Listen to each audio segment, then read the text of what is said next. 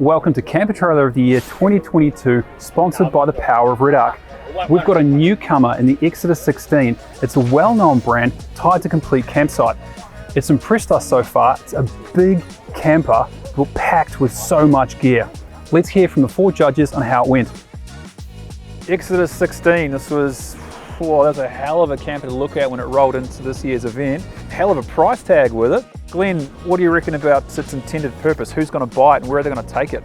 Well, the camper that they actually brought was owned by a family of five, and you could tell that it was set up for five. It had a nice big bed for the adults and then 3 bunks, one of which could then fold down to make a really nice lounge suite. There was a rear shingle back 5-bike carrier on the rear, and then the ISI Advanced dual back bike carrier on the front. For a family of 5, you need a big kitchen, and the Exodus certainly had that in spades. Yeah, and a big ensuite as well. What else was there that's innovative about it for you? I really enjoyed seeing a proper lift pump, and being able to draw water from any water source and keep it separate to your water tanks is actually spot on. So you could pump water from a creek and use it for the shower outside and not compromise your tank water. Correct. And also their dust-proof positive system, which as soon as you switch on the parker lights on your vehicle, the positive pressure system kicks in and keeps that dust out. For me, I also thought the build method was quite interesting. The monocoque fiberglass construction provides a lightweight and durable, ready to go, wherever you want to take it. This is genuinely configured to support a family of 5. I mean, you've got a big queen bed in there, you've got those 3 genuine bunks. They're all serviced with USB ports, everybody's got a light, everybody's got somewhere to put things. It's got that roof-mounted sail track so that you can partition off the kids so the adults don't wake the kids up when they go to bed. But it's outside, I reckon, that the Exodus really struts its stuff. I mean, that galley kitchen was the best, I think, that we saw. I mean, you could genuinely have the whole thing open and be able to access every part of it. So we thought it was about 3 to 5 minutes for a basic setup. So ease of use I thought was pretty bloody good.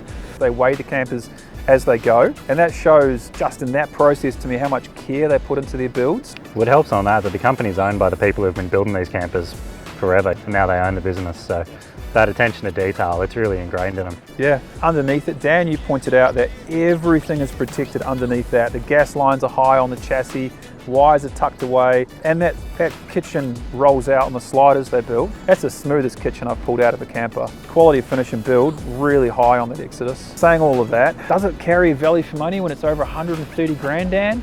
I've been thinking about that a lot because it's the most expensive camper here. You can start off with this camper in your 20s, have it set up for the most adventurous couple ever.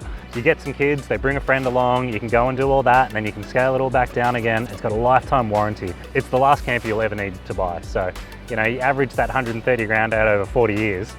It's pretty good value for money. Actually, for me, that lifetime warranty on everything but the components, like your fridges and bits and pieces, just carry OE. But they were all pretty good, like it was all Dometic gear and whatnot. But then that lifetime on the chassis and the monocoque body, that was a big X factor for me. I thought, aside from that endless water for washing up and showering, it also carried a fair bit of other key components, like 400 amps of lithium is a good thing to see, and then 720 watts of solar on the roof. So you can easily run the fridge indefinitely, easily run all of the lights on indefinitely. Once you fire up the induction, it will start to chew a bit of power, but I still reckon you're not going to run out of power with that thing if you're careful with it. 100 litres for drinking and another 130 for general use. And it does have a grey tank, which means you can go to national parks and not have to worry about compliance issues there. Overall, self-sufficiency, it was actually really pretty bloody good. Well, what about you, Dan? What stood out for you from an X Factor point of view? Just the style. It looks like nothing else out here. The huge solar, everything's amazing, exciting, things pop out here and there. Yeah, there's nothing like it. It's ranked right up there for me for X Factor. So the Exodus 16, one of the biggest and most expensive campers we've seen in some time, but certainly very impressive. If you enjoyed this video, please make sure you like and subscribe. And this year we've seen a total of 11 campers. So if you click on our icon below, follow through to our channel, you can watch the rest.